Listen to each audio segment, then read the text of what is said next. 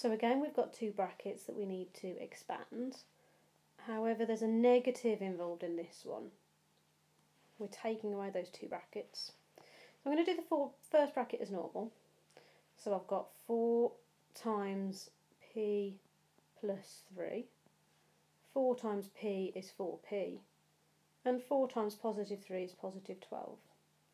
Now when I come to that second bracket, what I'm going to do is I'm going to put that negative, that minus 2, actually into the grid. And that's going to sort out all my negatives for me in the grid.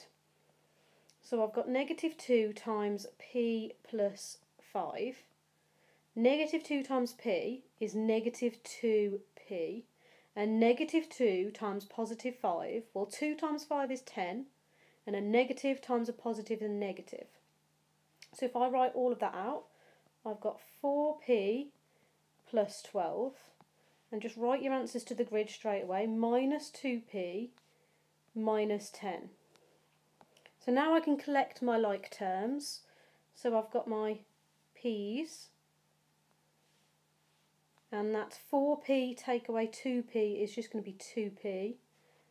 And then I've got my numbers, and that's going to be positive 12 take away 10 is going to be positive 2.